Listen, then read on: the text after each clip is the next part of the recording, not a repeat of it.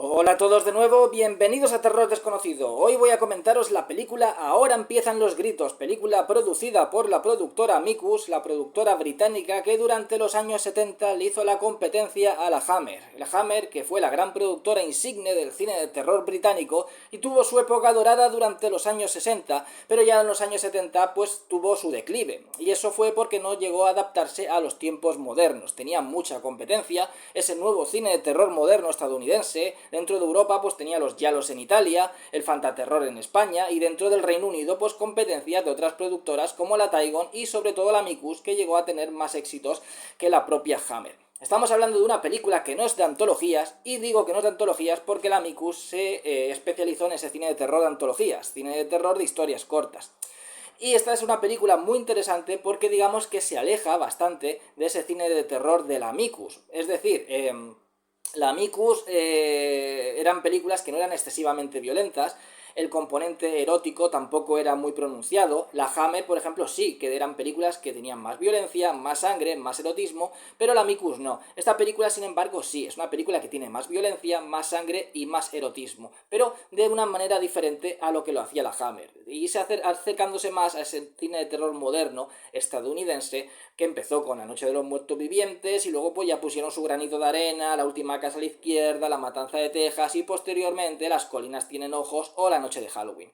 También tenemos una película que está ambientada en el siglo XVII y es una película de terror gótico, mientras que las películas de la Micus estaban adaptadas generalmente en la actualidad, no estaban adaptadas como las películas de la Hammer, ambientadas me refiero, como películas de la Hammer que estaban ambientadas, pues o la Tygon, otra productora británica, que estaban ambientadas en el siglo XV, XVI, XVII o XVIII.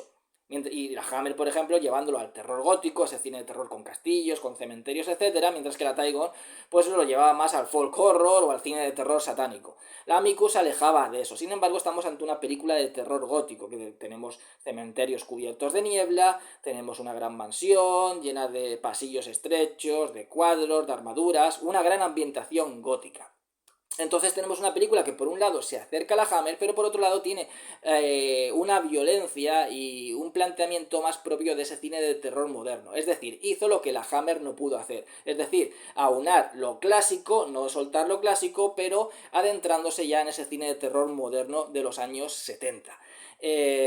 Bueno, la película está protagonizada por el grandísimo Peter Cushing, uno de los grandes iconos del cine de terror británico, que trabajó muchísimo para todas las productoras británicas. Trabajó tanto para la Hammer como para la Micus, para la Tygon, al igual que por ejemplo también Christopher Lee.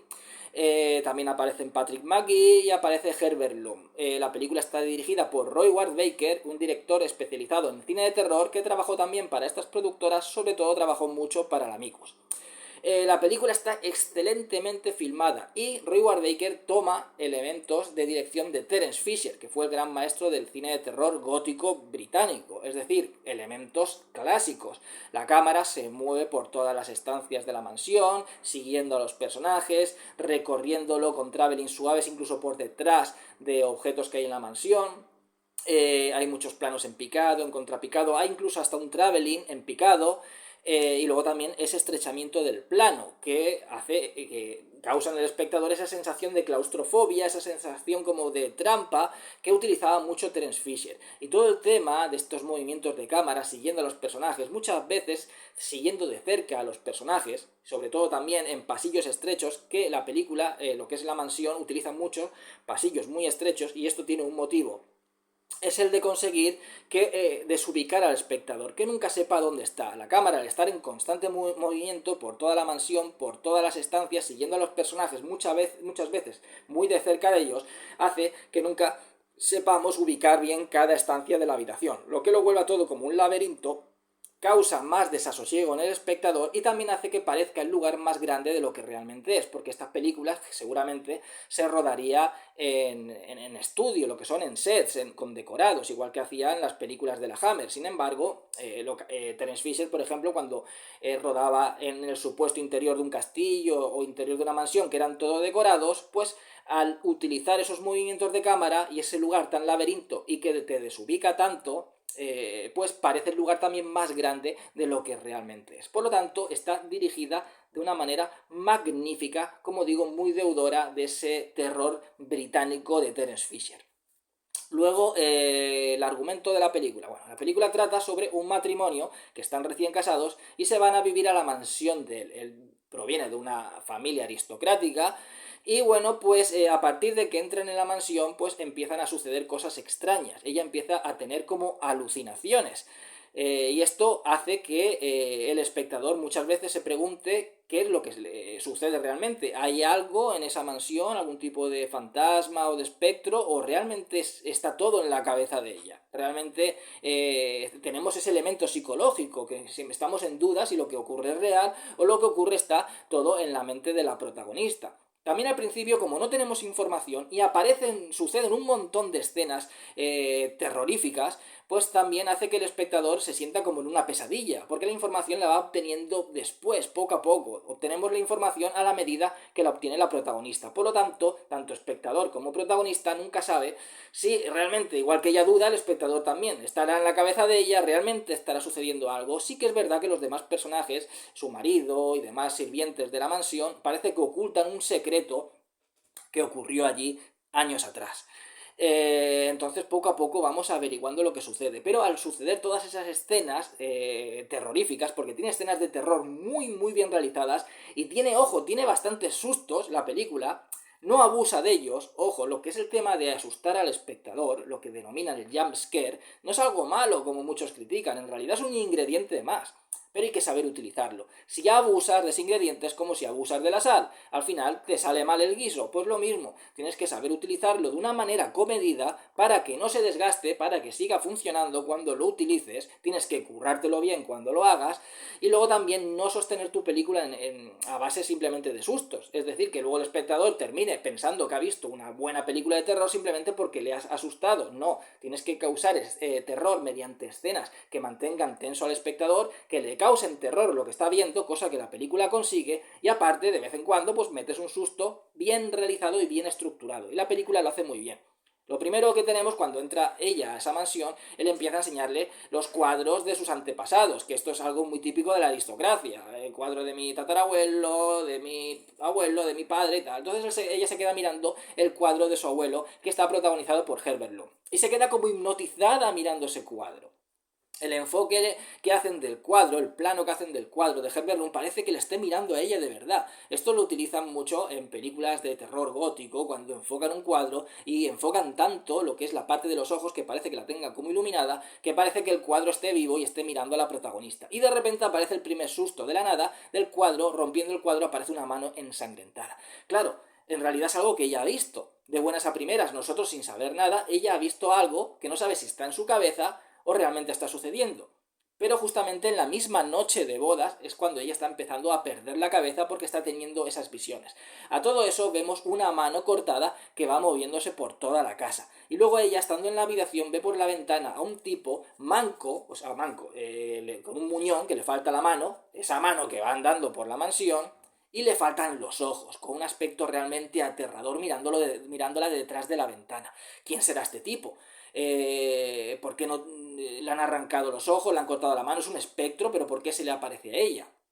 ¿Qué tiene que ver? Nosotros tenemos la misma información que va descubriendo ella poco a poco. Por lo tanto, es una película que tiene un corte psicológico, tiene un corte también de misterio, y luego pues elementos, ya digo, de terror muy bien pronunciados, como de un espectro, esa especie como de espíritu de ese tipo, sin ojos y con el muñón, esa mano que va por ahí, bueno, pues que van siendo utilizados de una manera muy acertada para crear escenas de terror realmente espeluznantes. Tiene escenas de terror muy muy bien conseguidas. Bueno, ella luego resulta que después de justo en la misma noche de bodas, ese mismo tipo, ese espectro que ha visto en la ventana, la ataca a ella, le pone la mano encima de la boca y con el muñón la está apretando a ella en el cuello, apretándola hacia la cama. Entonces cuando llega el marido, no hay nadie, le ha sido como una pesadilla. Pero ¿por qué se le aparece esa pesadilla? ¿Por qué tiene ya pesadillas de un tipo que no tiene ojos y que le falta un muñón? O sea, que le falta una mano, que tiene un muñón. ¿Por qué tiene ella esas pesadillas? Justo al día siguiente, ella se acerca al cementerio, que está cerca de la mansión, y ve un tipo que es exactamente igual, la misma cara, que el tipo ese que se le ha aparecido como en visiones, que esa especie como de espectro que se le aparece. Y tiene una mancha aquí, como una mancha roja, que es como si fuera un antojo así grande en la cara. Resulta que el tipo es un leñador que tiene una casa en los terrenos del marido de ella, los terrenos que son de la familia del marido. Cuando ella le pregunta, le dice que su abuelo, pues resulta que le dejó los terrenos a la familia de este carpintero, de este leñador, para que estuviera ahí. Simplemente han vivido ahí siempre y ellos viven ahí. Pero claro, ella se siente incómoda porque ella ha visto ese rostro sin ojos, con un muñón, y la ha tapado la boca, la ha apretado contra la cama, o sea, la ha agredido. ¿Qué tiene que ver ese tipo con esa visión que ha tenido ella? Eh, Ella no había visto antes a ese hombre, o sea, no ha podido tener una alucinación de alguien que no ha visto. Y qué casualidad encima de que esa alucinación sea de un tipo que resulta que vive en los mismos terrenos donde ella está viviendo. Entonces poco a poco empieza a desentrañarse este misterio. Ojo, cada vez que ella intenta averiguar algo, porque parece que los criados saben algo pero no quieren decir nada, el marido también está como ausente, no quiere contarle nada, pero siempre que alguien intenta decirle algo, es asesinado por esa mano. O sea, primero la criada pues dice, no, yo no puedo decirte nada, pero puedo mostrártelo. Y va a coger un libro, de repente, una escena de terror muy bien conseguida, vemos como la criada se va viendo en un plano en picado, mezclado con un traveling, o sea, tenemos el plano en picado, pero con un movimiento de traveling que va siguiendo a la criada que lleva el libro, empiezan a moverse los cuadros, la lámpara, empiezan a romperse cristales, y de repente la mano la engancha del cuello y muere, y cae por las escaleras en una escena ralentizada, va cayendo poco a poco por las escaleras, muerta. Luego también hay un tipo que es como el albacea de la casa, que también sabe algo, pero no le puede contar nada a ella, y ella le dice, por favor, dime algo, porque yo estoy teniendo visiones, no sé si estoy perdiendo la cabeza, pero yo sé que algo me ocultan, que ha sucedido en esa casa, hay algo que me oculta mi marido y quiero que me lo digan. ¿Y qué coño tiene que ver ese tipo con las visiones que tiene ella? Porque ella tiene visiones de un tipo que es clavado a ese leñador. Entonces es como que hay un secreto en esa casa, algo que ocurrió en el pasado con el abuelo de él y que tiene que ver con la familia de ese leñador. Y cuando el tipo le dice, bueno, pues iré por la noche a hablar con su marido, a ver lo que puedo hacer, pues resulta que también es asesinado. Lo asesina un tipo con un hacha, un tipo al que no vemos, con un hacha como el hacha que tiene ese leñador. Entonces todo aquel que quiere hablar con ella, todo aquel que quiere contarle algo, al final resulta que es asesinado.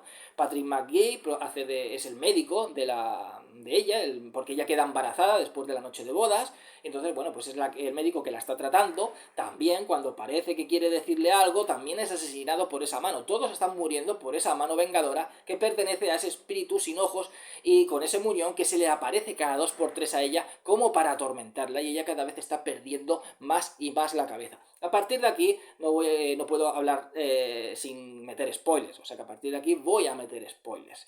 Y cuando el marido ve que ya está perdiendo la cabeza, que está teniendo alucinaciones, que eso puede repercutir al embarazo, pues al final le recomiendan que llamen a alguien que es un experto, un doctor, pero experto en el tema sobrenatural, porque puede haber algo tanto psicológico o sobrenatural. Y este doctor es como que sabe manejar las dos cosas, el tema psicológico y el tema sobrenatural. Este doctor, por supuesto, está protagonizado por el grandísimo Peter Cushing, que aparece ya en la película, haciendo un gran acto de presencia y también intentando averiguar qué es lo que le sucede a ella.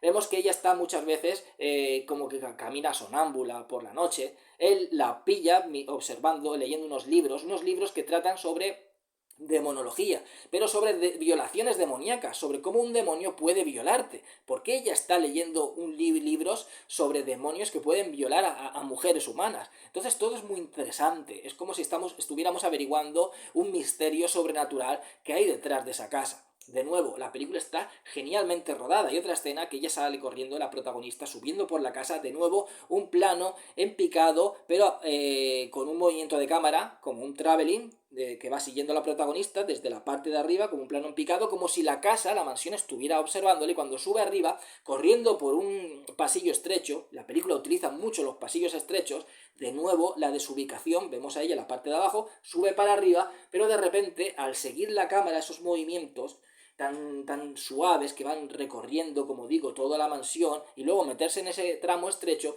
pues al final ya no sabemos un poco cómo ubicar dónde está cada estancia, dónde está la habitación de ella, dónde está la habitación de invitados, dónde se encuentra, o sea, es como que estamos un tanto desubicados. Cuando ella llega a la puerta, será de su habitación, de repente la coge una mano. Entonces es como que ha sido un traveling desde en picado que la va siguiendo a ella por la parte de abajo del salón, subiendo por las escaleras, pasando por el pasillo estrecho, y cuando ella va, la cámara ya apunta la mano de ella cuando va a coger el manillar y se ve otra mano encima ensangrentada que se posa en la mano de ella. O sea, una escena muy bien conseguida que al final logra crear tensión en el espectador con un susto final muy bien conseguido. Y bueno, ahora ya iría a la parte con spoilers. Película que recomiendo muchísimo, de verdad que esta es una película que va a gustar tanto a las personas que les gusta ese cine de terror gótico, rollo muy película de la Hammer, pero con ese aporte como de terror más adaptado al cine de terror moderno de los 70. Es como una combinación muy bien conseguida. Yo la recomiendo muchísimo, para mí es una de las joyas de la Amicus, una película muy bien ambientada, muy bien conseguida en todos sus aspectos, y bueno, ahora ya va la parte con spoilers. Bueno, resulta que al final, pues, el doctor este le dice, aquí ha pasado algo, ella parece que algo de la casa la está atormentando, necesito saber si hay algún tipo de leyenda, algo, porque es un doctor que aunque, digamos, creen en el tema sobrenatural, pero es como que es lo último, lo va descartando hasta que no hay otra opción, porque él siempre prima más lo psicológico que lo sobrenatural. Entonces le dicen, ¿hay algo que ella pueda haber escuchado por ahí, de oídas, o haber visto en algún libro, algo que pueda haberla sugestionado psicológicamente, algún tipo de leyenda o de mito que se refiere a esta mansión? Entonces ya el marido de ella pues le cuenta una historia, entonces vemos ya como nos trasladamos al pasado y vemos al personaje de Herbert Lund, que era su abuelo. Su abuelo, pues resulta que el hijo no se lleva bien con él porque el abuelo era un tipo, pues, que era un sádico, un pervertido, cogía la mansión y la llenaba de gente y hacía fiestas, se reía de los pobres, bueno, pues estos antiguos de la aristocracia, personas que parece que por tener más dinero que los demás y más poder, pues abusaba de ese poder. Entonces, bueno, pues esa mansión la llenaba de gente, gente que se emborrachaba. Entonces, una de esas fiestas que están todos ahí borrachos y tal, pues le dicen que el leñador de ahí de la zona, que es el antepasado, que es el abuelo precisamente, no, el abuelo no, perdón, el padre de ese leñador que está en los terrenos de esta mansión, pues que se había casado. Ese leñador dicen que se ha casado y tal, el actor es el mismo, tiene de hecho pues la misma señal en la cara, el mismo antojo que tiene después su hijo.